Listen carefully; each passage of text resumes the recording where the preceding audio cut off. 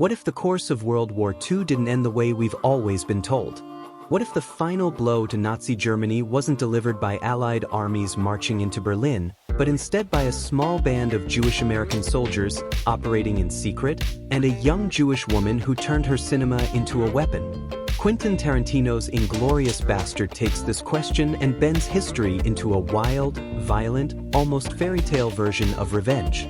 It's not about accuracy, it's about rewriting the past into something far more explosive.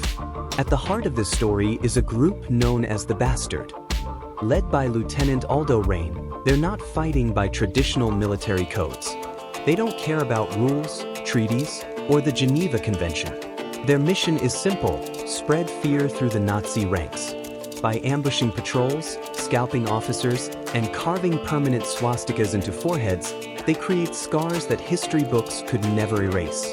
In Tarantino's version of events, the Nazi war machine isn't dismantled by slow attrition, it's destabilized by terror from within. Running parallel to this bloody campaign is Shosanna, a Jewish survivor who escaped a massacre in her childhood. She inherits a cinema in Paris, and with it, a chance for vengeance unlike anything history has recorded.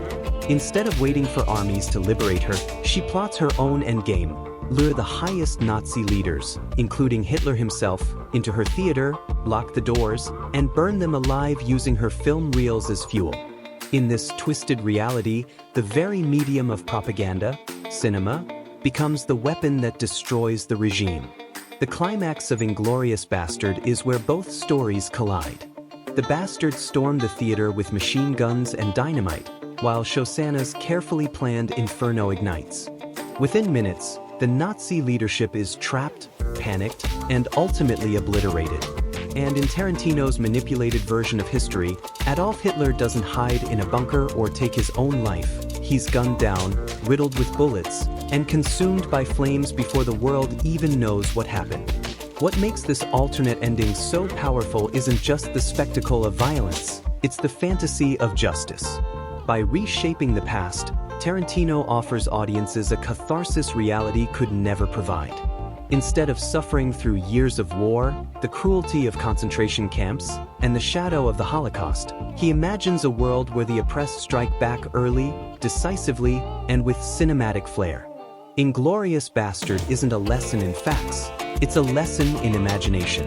It forces us to question how stories shape memory, how history is told, and how it might feel if those robbed of power could rewrite the ending. In Tarantino's universe, cinema doesn't just record events, it burns dictators alive.